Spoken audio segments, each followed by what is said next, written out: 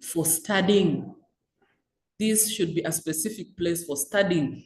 If you are able to find a room where you can sit and study, if let us say you commute from home, you should be able to identify a place where you can sit and without any interruption, you can be able to engage in studying. A place where you will not have a lot of noise, a place where you may not have detractors, a place where you are comfortable seeing and being able to engage with your reading materials. So it should be a specific place. Those of you who are on campus, I have visited your hostels and your rooms. They have been structured in a very specific way to enable you to engage in studying. You even find that you are seated facing the wall. The reason why you face the wall is to shut out other detractors and other things that may take away your attention from studying. Remember when we said studying is a focused activity. It involves your whole mind. So you must focus, you must put everything, your energy there. That is why in the hostels, they have ensured that you face the wall so that you will not be seeing everything that is happening around you. And if you're coming from home, I want to encourage you, develop a place where you can sit and you will not be distracted. It should be well lit. The place where you're studying from should be well lit. Remember, when you are reading or when you're studying, you are involving a lot of looking at written symbols. And when you're looking at written symbols, there is a possibility that you'll do that for a length of time, let us say 30 minutes or an hour. If the place is not well lit, you'll end up straining your eyes. And that is where we begin to develop problems of eyesight. We begin to require glasses. The glasses go from strength to strength. At the end of it all, we have very strong glasses and we cannot see. So ensure that the place where you're studying from is well lit. It should also be well aerated. That means air should come in. Remember, when you're studying, you are using your mind. It has a demand on your mental ability. The mind is fed by fresh air. The mind is fed in places where oxygen, carbohydrate is able to live and oxygen is able to come in, and you are breathing well and you have a clear mind. But if the place is congested, stuffy, there's a lot of other smells and scents around, there's a possibility that you'll be distracted.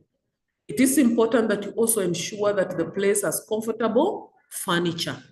When we talk about comfortable furniture, we are not saying the kind of furniture that will cause you to be too comfortable to want to sleep.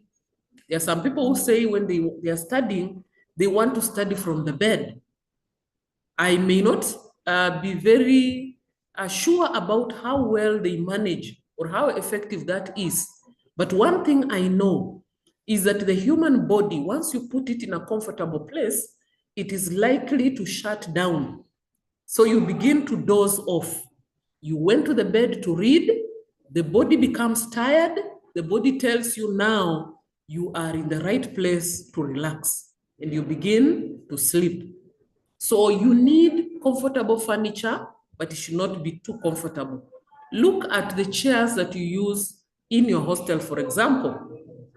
There are chairs which have a straight back and a firm sitting place, so that you are able to sit there. Your arms should be able to rest on the desk in front of you or on the table. We are saying your table should be free from clutter. It should not have a lot of books, a lot of papers on the table, because what that does again is that it congests the mind. When the mind begins to conceptualize that all these materials in front of me are supposed to be attended to by me, the brain gets tired and you're likely again to shut down. You begin to feel tired, you begin to feel like sleeping, you begin to feel like giving up on the task. So ensure that your table is well organized, declutter it, Ensure that you can be able to see the materials that you need, and then you can be able to sit down and be able to read. Another thing that you need to do is ensure the place is free from distractions and noise.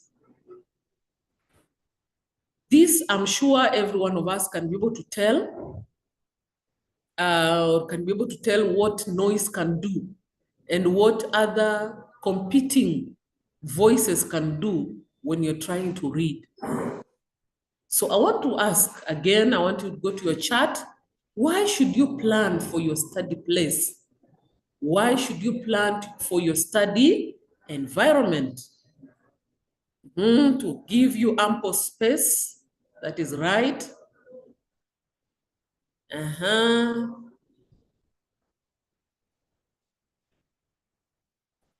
To enhance focus, that is true. To manage time, I think I like that. You plan for the space because you want to manage time. You don't want to be moving up and down, trying to open the window to save on time, someone is saying, to minimize on distractions, avoid time wastage. Thank you very much. Thank you very much for those ideas. Thank you. Thank you very much for those ideas. Actually, what is coming out of our answers or our responses that we plan so that we can manage time. Because when the place is disorganized, then a lot of your time will be spent trying to organize the place, and you will not have used your time properly. So we plan so that we are sure that everything is in place, and then we go on and now begin to study. The other aspect of your study program that needs to be considered is the study groups. I am sure this far in your stay in Kibabi, you have seen that our students work in groups. Second years, our third years, our fourth years, they all work in groups. It is not by accident. It is by design, because by working together, we make light work, or we make work to be light. By working together, we are able to improve our understanding. By working together, there are many things that can happen when we work together. And so what should be the characteristic of a good group? We're saying it should consist of a manageable number of members. It is suggested that around 4 to 6 members is good. Here we work with up to 10 members of the group. The reason why we want a manageable number is to ensure that we have some kind of order. We ensure that every person is involved, because when you have a large group, there's a tendency that some people will not be doing anything. They will be idle. They may not be focused on the lesson, and therefore they will not benefit from what is happening. So a manageable number will help each member to be visible, each member to be engaged. The members should have a shared subject or shared goals. And that is very important, because when you have people of the shared subject or a shared cause or a shared goals, then you are able to agree quickly. Than if everybody is pulling in their own direction and you don't seem to have one common goal, you may end up realizing that you waste time struggling instead of being able to meet the needs. And again, if you are in the same course or the same subject, you can work together on things like tasks. You can work together on revision of past papers. There are many things you can share and you can be able to work around. A group should have a leader. A group should have a leader. A leader is an important person in any group. And this is a person who can make decisions regarding the group. Perhaps help the group to be able to be organized, give direction on what should be done every time the group meets. Sometimes if there are disagreements in the group leader can be able to provide a way out or a direction or some wisdom regarding how the group should behave. So every time or anytime you think of forming a group, you should also think of who will be our leader, the person who can be able to rally everybody around the task, person who can be able to guide the group towards achieving their common goal. The group should also hold meetings regularly. And the reason is, the more regular you hold the meetings, the better you get to understand each other, the better you are able to handle your tasks together. We are saying in groups, you don't just have to be dealing with a group assignment. You can also sit together and read your lecture notes. One person leads you in one topic, another one leads in another topic, and then you summarize that topic and you move on. You can meet in the group and look at past papers. You can meet in the group and even look at a textbook. There are many things you can do together, but you must be able to meet regularly. Don't wait for the exam and then you want to meet. Such a group is likely to be a disorganized, confused group, because at that point, everyone is under stress and under pressure to be able to deliver something. And so in the process, your disagreements will not help the group to meet its goals. You also need to have rules that govern the operations of the group. Rules like, when do we meet? How late can someone be? What contribution should each member make? How do we respond to one another? Because there are some groups where there are certain members who will feel that they know it all, and they will want to load it over those who don't seem to know it all. That is not a good group. But groups should have rules that we respect each other's views, we will correct each other politely, we will seek correction, or we make additional information in a very polite manner, and we will direct each other well, so that at the end of it all, these rules can help the group to operate. Then you should allow all members to contribute. No member should be an idle member of the group. Every person should say something. You can decide that so-and-so is going to research on this area. So-and-so is going to guide us in the question and answers. So-and-so is going to summarize. So-and-so is going to print for us our group task and things like that. So make sure that every member is making a contribution to the group. Now, I want you to turn to the chart and let me hear, what are the advantages of study groups? Someone has already said it ensures that every member is engaged. It encourages social interaction, which is very important. We are social beings. It discourages members who have bad intention. It helps to share ideas. It helps to build confidence. It promotes collaboration, which is true. It encourages quick understanding. That is very right. It promotes teamwork. Teamwork is a key thing. It's one of the skills that you need to develop in this generation. It stimulates one's thinking. That is right. Now, thank you very much about advantages. What are the disadvantages of study groups? What could be the disadvantages? Someone is saying a member may not participate. We may have differing opinions. Some people are just detractors. It enhances laziness. It encourages over-reliance. We have people who are jokers and they come to the meeting.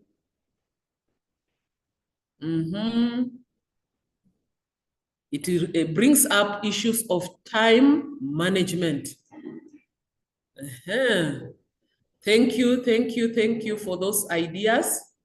I want to focus on one disadvantage which I have seen some of you bringing up. The disadvantage is that some members over-rely on others. Now, that can be solved by ensuring in our rules, our group rules, that we write down that every member shall make a contribution during our group meeting. Everyone will make a contribution, and every work you are assigned, you must be able to undertake it and bring the report to the group.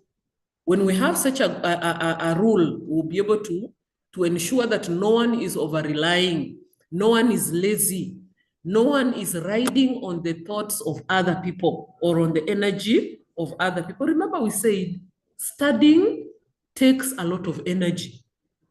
So if we just allow other people to ride on our energy, we may not be helping them. We may be helping ourselves because we become more proficient in the things that we are learning, but there are other people who will not benefit. So it is good that we ensure that we are encouraging and we are enforcing, and the leader should be in the forefront of enforcing this. And one of the advantages that has come up clearly in a lot of your responses is that it encourages teamwork. Teamwork is the spirit you need to develop. I want to tell you that when you come to an institution of higher learning like this one, teamwork is what will help you make it. If you work alone, you are likely to pass your exams. It is true. But the truth is, you are also likely to end up lacking teamwork skills. And team skills are now some of the soft skills that many employers are looking out for. Because in many places, in many workplaces, in many offices, in many organizations, they require that people work in teams. So you will be put in a team. So begin from here. We are training you to be able to understand what it means to work with other people. It is not easy working with people in a group. People come with their own issues. If they are ladies, they may come with their own moods. If they are lazy people, they may not turn up. But you see, because you're working in a group, you must be able to support them, help them understand that it is for common good. So by working in groups here in Kibabi University, we are training you for the job market. So begin to work with others. That is why I discourage totally those students who tell me, I will not work with that group because they are lazy, because they quarrel, because they never meet deadlines, because they don't come to the meetings on time. No, you are supposed to work out a way in which as a group, you will be able to overcome all those challenges. Because that is what you'll face when you go out there. When you go out there, you'll find people who are either lazy, people who are older than you, but you have been put in the same group. You have people who are more knowledgeable than you are, and you still have to look for information and bring and share to make yourself a beneficial member, a member who can be relied on.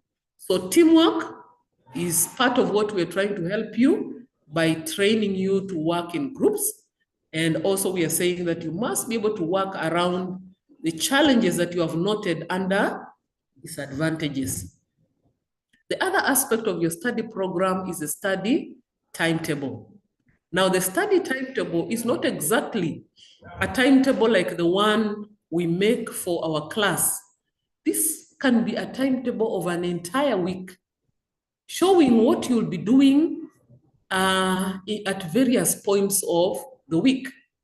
There could be lecture hours, and you know when you're supposed to have a lecture, so you can slot them in somewhere. You need to plan for your study time, self-study time. Remember, we said self-study time is that time when you alone is doing study. You are not in a group, you're doing it alone. So you need to have some time on your study timetable where you are giving or you're doing self-study. You need to plan for group meetings. When are you meeting? At what time? You need to plan for meals. Remember, as a student, you need also to be able to eat. It is not just about you learning and learning and learning. There should be time for you to go and eat. If you're not eating, for example, because you do not have money, then plan to be able to take a walk so that you can take yourself away from the task that you have been engaged in. So there should be time for meals. Lunchtime should be breakfast and there should be supper. We are saying if it is not possible to have the 3 meals, then at least take a break at that time when you had slotted for a meal. And then you also need to plan for leisure. By leisure, we mean that you should be able to have time when you can relax with an activity that gives you pleasure. It could be reading a storybook. It could be reading a newspaper. It could be watching a game. It could be playing a game. It could be involvement in a club or society. It could be attending to, let us say, the Sunday service or practice for the Sunday service, things like that. You need to be able to find time for leisure.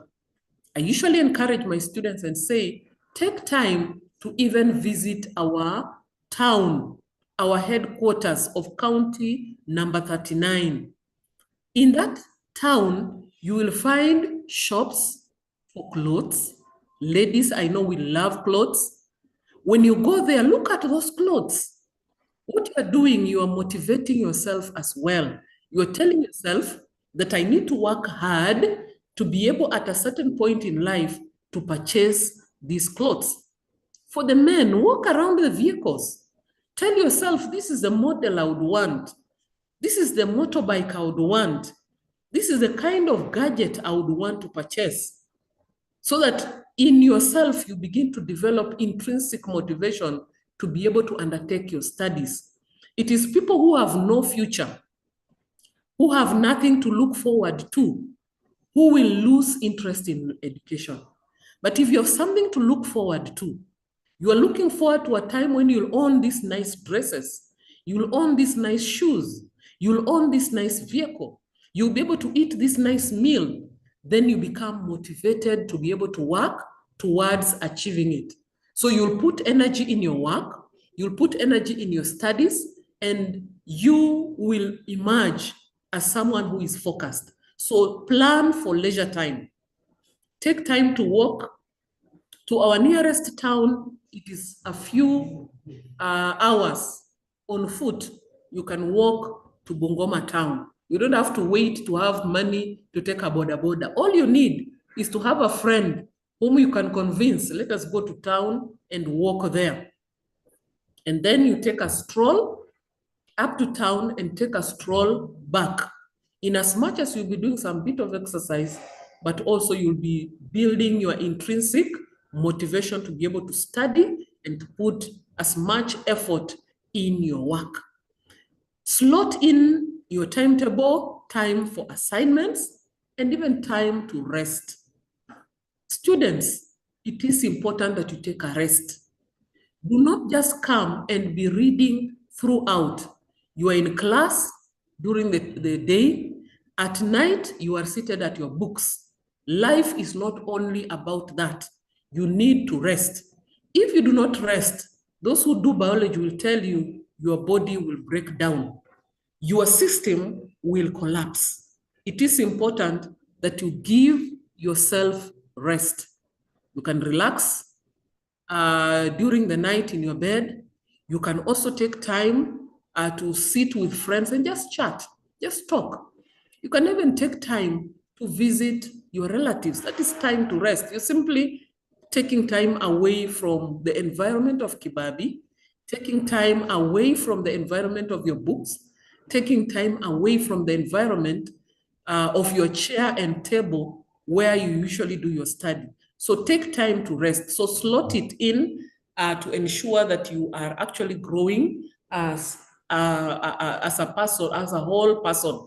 Not that you are collapsing in certain places and in certain times, you are doing well. Then I want to talk about study time. I said, ensure that you slot in your self-study time.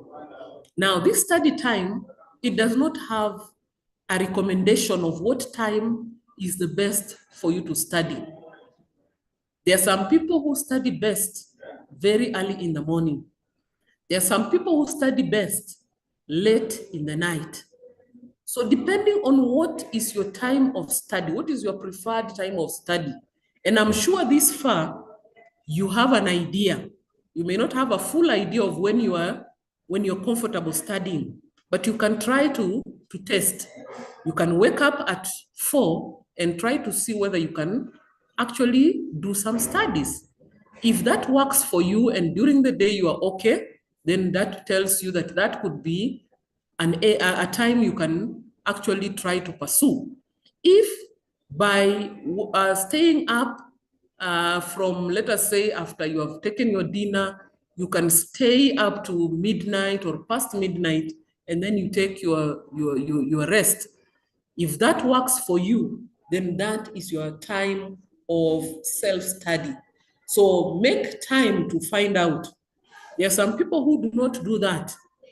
And then when they hear that the timetable for the exam has come out, they begin to push themselves. These are the kind of students who will sit with their legs in a bucket of water or in a basin of water and a wet towel on their head, trying to read, trying to put in as much information into their mind. I want to discourage this kind of habit, because what will happen is that as much as you're pushing all this information into your brain, you are also going to be losing it. Remember when we were looking at reading skills, I made a comparison. No, I didn't make a comparison. I pointed out that when you read a newspaper or you read a storybook of your interest, you will easily remember the information you have read because there is no pressure. You are not waiting to do an exam out of the information you have read. You are not going to account to anybody about what you have read. So there is a possibility that you remember. You remember even very minute details because you are relaxed. But when you push in a lot of information, your brain refuses to take that. So there's likelihood that what you'll be doing is reading. You will be reading, but you will not be studying. At the end of it all, you will not have anything to remember. You will not have understood anything, and you cannot even apply it in an exam. So I encourage you, like right now, we are heading towards the end of November. By December, you will be expected to sit for your end of semester exams, unless otherwise stated. So what needs to happen is that you need to begin preparing yourself. Begin to study. Begin to read your notes. Begin to look at the content that I've put on the e-learning platform. Begin to engage in groups, in group study. You do your self-study. When you do this, at whatever time, whether it's in the evening or early morning, you realize that you will be able to absorb, you'll be able to put into your memory information which you can then be able to retrieve when you want it. So I want you to turn to the chart and I want you to tell me which is what time are you comfortable studying and why? What time are you comfortable studying and why? Let me hear. Some prefer in the morning because their mind is fresh. Someone is saying anytime when the mind is ready. How do you know that your mind is ready? Someone is saying late night because then I'll have finished everything else. Early morning. I see a lot of you are people of the early morning when the mind is fresh and there is less noise, less interference from 3 to 6. Someone is saying up to midnight.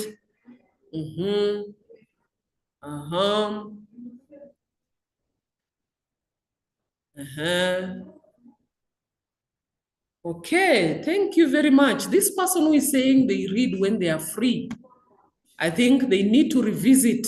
They need to revisit their time of reading, because sometimes you may find that you're not free the whole day. So when will you read? Therefore, that is the time I am asking. When will you read? But mostly I've seen that people are reading at the times when they can avoid distractions, times when their minds are fresh, either early morning. Those who are reading at night are saying it is because they feel sleepy early in the morning, so they do not want to come up early in the morning. It is upon you to decide when you can engage in this self-study. Now, the other aspect of the study program, which I would want you to focus on, is budgeting for study resources. Now, it is important for you to know that as a student, there is nowhere where you will go and be given books, pens, or files for your use. You are expected, together with your parents, to plan for these resources. The university will provide you with textbooks. Sometimes these textbooks are not adequate. There are some that you may realize are perhaps 1 copy or 2 copies against a very big number of you. It is important for you to know that you can actually go on and purchase your own textbook in an area of specialization. You are beginning to build a personal library, and materials like those ones they are useful. You can pass them on to your children, to your siblings, and you can later on even donate them to someone. Materials that are useful in your area of specialization. It is important for you to know that in our library, we have materials that you can be given on short or long loan. And these materials are available for you. But if you find that material is not available, then plan to purchase them. Most of our lectures will write our notes in our books. We will be given, sometimes we'll be given handouts by our lecturers. You can file these handouts.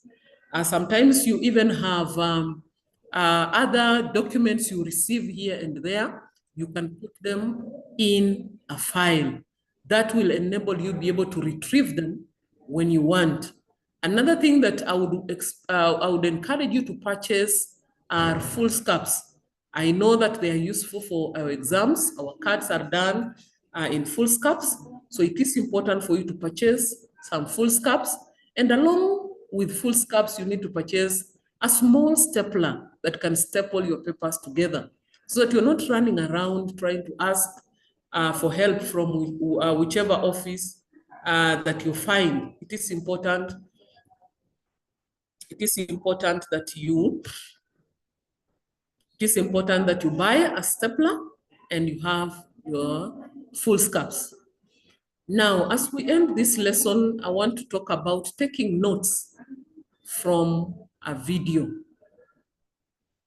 That is part of your studying. We also make notes from a video. Now, it is important that some of the things you need to do is you need to prepare for the session. Begin to establish where this video is. Begin to look for the writing materials. Identify space where you will sit and listen to the video in silence, so that you can be able to find the information and so that you can be able to write it in comfort. It is important for you to know that when you are listening to a video, especially when it's on YouTube, there is a likelihood that when it pops up with many other things. So you need to skip video, or skip the whatever information, the app, the advertisement, so that then you get straight away to the video that you are looking to listen to. Then you can do online writing. That means you can write from on your computer, or you can handwrite the information. So you'll play with the two buttons of play, sometimes reverse, sometimes stop, so that you are able to gather this information. Then after that, after listening to the video and writing your notes, then you need to summarize and organize the notes, and then file them later on for easy access. All this will help you be able to fall back or to go back to the notes when you need them, because a lot of these videos are useful in providing additional information to the information we have provided in our notes, or information that you have learned in the classroom. Your lecturer may ask you to look at a certain video. They may give you a link, they may share with you a link, so that now you are able to open the link and get information. I want to say this as we end, that even in online learning, we take and make notes. Sometimes it may be like this, which I am sharing with you some slides, or sometimes it may just be a YouTube video. You need to make notes.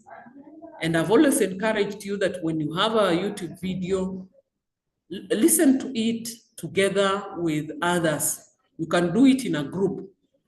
You may realize that there is some information which you want to add to your written notes. So you can capture that as you go along. You may write full sentences, or you may use shorthand. The key thing is that you should be able to write the notes and be able to read them and be able to understand them, so that you are building your knowledge base. I want to hear, what are your challenges with taking notes on the in the online lessons? What are your challenges?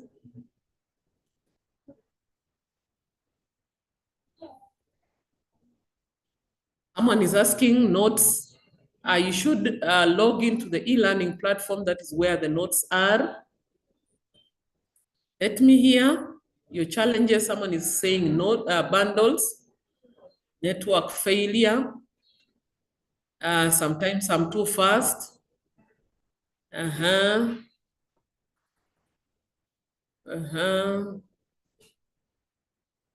Network, unstable network.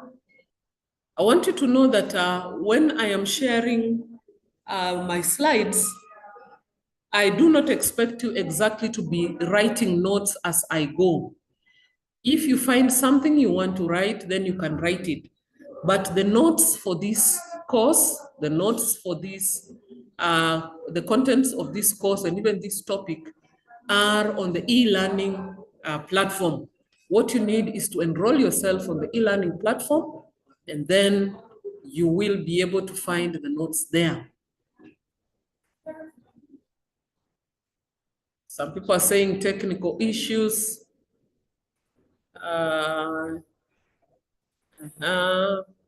Invisible slides, prolonged eye strain on the screen, Wi-Fi error. Now let me hear, what can you as a person do to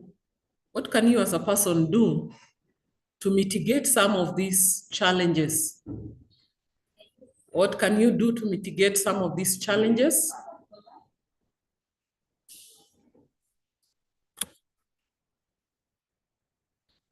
Someone is saying, be attentive. You're right. Revisit the video that is right. Do a screenshot. That is also another way. Avoid noisy places. Buy enough data bundles. Screen recording. I think all those are good ideas. Someone is asking what is to mitigate. What is to mitigate? To mitigate is to solve or to work against. If you have a challenge or a problem, then you are suggesting solutions that will mitigate, that will work towards solving the problem so that you are able then to be able to meet the requirements. Someone is saying stop complaining and remain focused. That is right. So I think you have made your contribution to this lesson. Studying, as we said in the very beginning, involves a lot of mental energy. It involves a lot of mental energy. And so as a student, you must make yourself prepared to be able to undertake studying. And I want to tell you that no one will study for you in Kibabi University. No one is able to study for you in Kibabi University. The best you can do is to prepare your timetable and work with it to ensure that you are presenting yourself as a student who is worthy a degree. So make sure that you find time to study. The cut is from 5 to 7. I've told you the attempts, you only have one attempt. That means after you click submit, you cannot redo it again.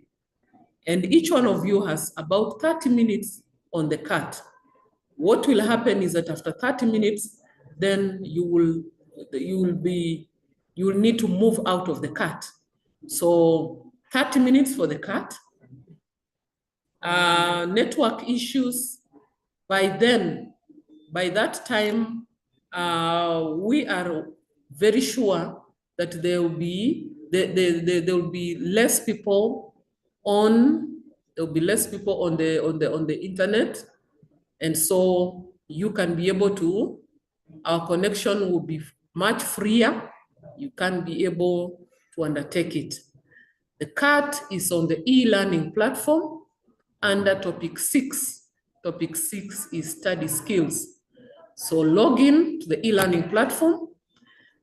Topic 6, I'm going to open the content for topic 6 just right now. And then the CAT will only be available once it is 5.